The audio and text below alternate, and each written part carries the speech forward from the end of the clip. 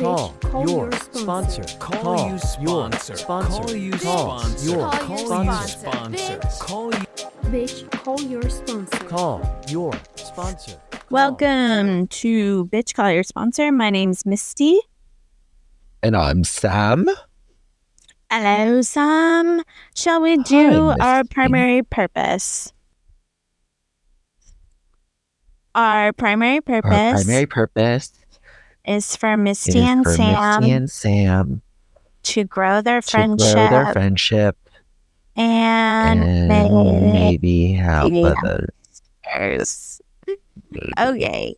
The topic I brought for us today is my amygdala fucked? And the way we got here is that, learning so much about ACA, that, so much happens to the brain during childhood when you go through trauma. And then the coping skills, a lot of people who come into the rooms of recovery, whether it's gambling, sex addiction, alcohol, Narcotics Anonymous, or all of the above, their brains show that on scans that they've done, that they've suffered from PTSD or damage to the frontal cortex or prefrontal cortex and so on. And so it just makes sense to me that that's the reason people use. And then we get sober and, we can stop doing whatever the addiction was, but are we on a path to healing the brain is what I'm curious about. And so I wanted to know what types of things can we do to stretch the neuroplasticity, to get on the healing journey instead of just being in a loop of, okay, I don't drink, drug, or do whatever it was, but I'm still re-traumatizing myself, if that makes any sense. Okay, so every time I hear anything about the brain, I just want to phone a friend and phone, Huberman Labs. Huberman! Hello, Huberman! And have him join. He's now entered the chat. And what I am vibing and identifying with is the pattern, right? So I put down the drink and I will still do certain things. For me in recovery, it's just been everything else, but going to a higher power or whatever. So it would just be, food, sex, money, validation, workaholism, all of the above. And I love this topic of it's why amygdala fucked, where, someone I was talking to this week talked about, the power of habit. There's that book, Charles Duhigg did it. And it talks about the three parts. There's the cue, the habit, and then the reward, And so it's to be trained of my cue usually is a feeling, whether or not I realize it or not, right? And then the habit has been picking up a drink or a drug, and then the reward has been relief, which doctor's opinion, I think, talks about a sense of ease and comfort, which is what I get from taking the drink, but I can't take just one, is my thing. And so in sobriety, what happens is I have a cue, right? And then the habit becomes, for me, it initially became program, and being the perfect AAer, and then also doing a lot of this other stuff that I mentioned. I love this topic. My experience, I think, has been it's a long fucking haul. It's not an overnight matter. You know what I mean? It's because I think about through the lens of the steps, I think this is the 6 and 7 stuff. It's I put down the booze and then it's oh, what am I still doing? Yeah, I think my question is, are we gaslighting people when we tell them that just putting down the substance or the thing they're doing is enough? And, just everybody stay with me here because maybe there's some resentment, fused in here. And again, it's one of those things where I could change my mind in 4 hours, 4 days, 4 months, or 4 years. So how I'm feeling right now isn't my perspective forever.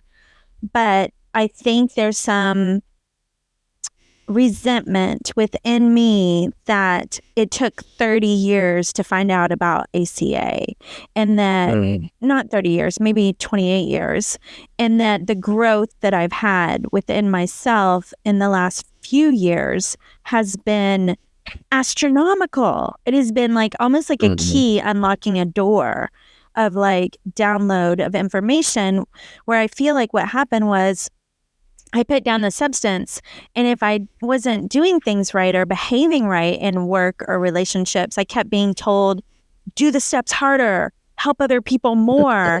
And I would be like, okay, I'll do the steps harder, I'll help other people more.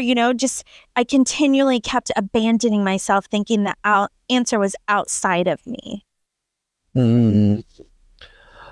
It's interesting. I took a call from somebody that two people that recently went out, and one I think was in their fourth step, right, where it talks about we had to get down. Liquor was but a symptom. We needed to get down to causes and conditions. So that for me was like the first glimpse into like, oh, there's shit underneath it, but to your point, it never really pointed me back inward, and given me the tools and or the language and or those other inventories, abandonment and whatnot, to really delve deep and get in touch with me. It's only really through the lens of ACA, I don't know. I mean, sometimes I question where it's like, okay, they put down the drink, like, let's pull them over on this, where they're more in touch with what's going on. And like, is it too much too soon? I don't know. I mean, I similar to you, like slow sobriety, like very slow. Like it just, like at first it was just like, I didn't pick up today, I'm a winner, and it was like, I still didn't feel like a winner, and I still was like looking for the approval rating, like, I'm like, really? Come on, eye roll. It's still an eye roll, even when I share with newcomers. I'm like, oh my God. It's still an eye roll. Oh my God, it's so good. I'm a winner. We didn't pick up. And I have to say, yes, I mean, through the lens of the beverage program, that is always the headline. None of this, I know for me, as none of this other stuff can be actually be dealt with if I did not stop drinking today. Yeah. 1,000,000%. And don't get it twisted. Like, I'm so grateful for the beverage program, and I wouldn't be here, without it. It saved my life, and I had to stop doing the substance, and I didn't know how to stop doing it. So that had to happen. And I agree with you also that I think it's too much too soon to like come in the doors and like stop doing the thing and then all of a sudden get into your childhood trauma. No. I was working with a sponsee who saw that she was having a hard time staying sober, and she saw that I was getting so much out of the ACA program, and she was like, I want to go with you. And I was like, no, honey, you are not allowed. Like, if you stay sober 5 years, I'll bring you to a meeting, and that's kind of the way I feel like about it, because I didn't have foundation under my feet until I pretty much had 5 years sober. And so I don't think it's something like to just rush along, and it's definitely when people are ready, but I could be misinterpreting. I feel like no one told me about it. And then when I got it, I was just like, are you kidding me? Like, this has been here all along. And I really have such a hard time because I sponsor so many people who think they're not doing enough is the problem. And it frustrates me because the beverage program does allow for that message to be hammered in and supported, and you're not doing enough, you should do more. And for some of the people that I work with, the thing is, no, actually you don't need to think of others, you need to think of yourself. It's really, really, really powerful. I was talking to a person, that's been here, between 15, 20 years. And, one thing that you've helped me change my mind with is putting myself on my amends list, which that for me was always an eye roll. Like, ugh, you're that Same. self-centered that you're putting yourself on your like eighth and you're doing an amends. And I was like, and yesterday, like with full confidence, I was like, and for me, it's like, that is etched in stone. I don't ever see that being subject to change for me, because it's been so Right. profound, the healing and the shift, who am I abandoning? Where am I crossing the street? I was abandoning myself the entire time. And then for me, 9 is like having a different conversation, and like to have a different conversation with myself that isn't that harsh, judgmental, critical self-talk is revolutionary, yeah, it's interesting, this path. And I mean, it'd be interesting. I know we don't take any census or whatever, and there's always that long timer that's got some sort of numbers that I don't know where They they're made pulling up. from, but yeah, they made up. Like they maybe Googled, not even. Anyway, they No. Googled it, right? Yeah, there's some random numbers, but I would say there definitely is this like more. I'm hearing ACA, ACOA more so than I ever have, and I make up a story which is based on my experiences. Like I found ACA from hearing about it through select people like you, but also during the confines of COVID, where it was like, oh, I have time. Like, what am I doing? Right. That is a good point, because I did hit my bottom during COVID with relationships, and not realizing that before COVID, I was out of the house pretty much 16 to 17 hours of the day.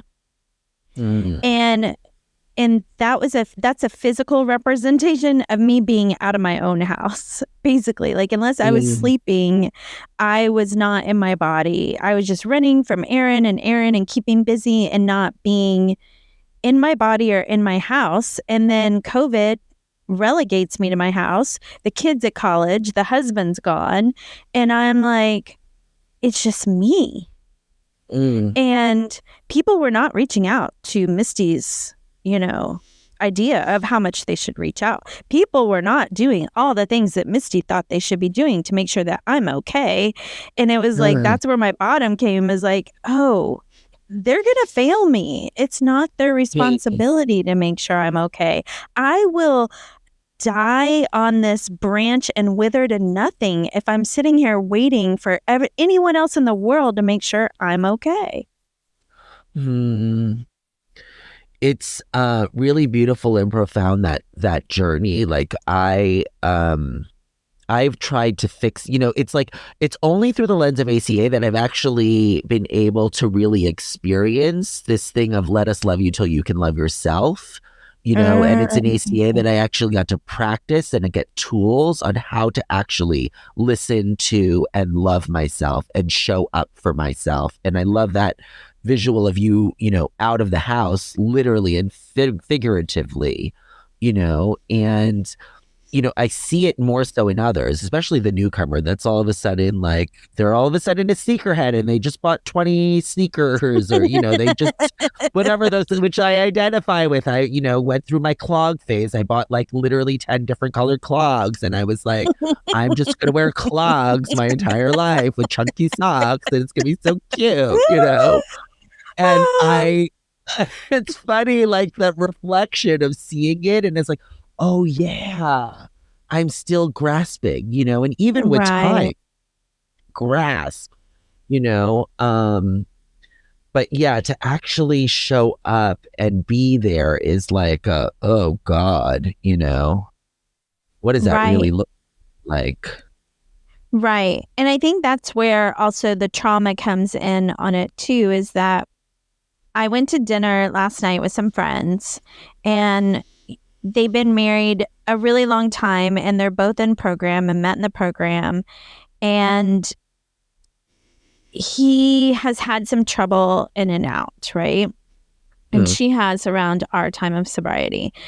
And he went down to Peru and did the shaman and did the ayahuasca and did all the stuff, right? And it has had a profound effect on him because he was not addressing his childhood trauma. And he had trauma with a capital T, whereas she, like, I don't know that it was the capital T, right? So he was just struggling so much more after being such long-term sobriety and still watching himself play out the same patterns and wondering what was wrong with him. Sponsor. Call you sponsor. Call you sponsor. Your Call you sponsor. sponsor. Call you. Bitch, call your sponsor. Call your sponsor. Call your. Send us an email with comments, questions, or concerns, bcysponsor@gmail.com. Don't forget to rate 5 stars.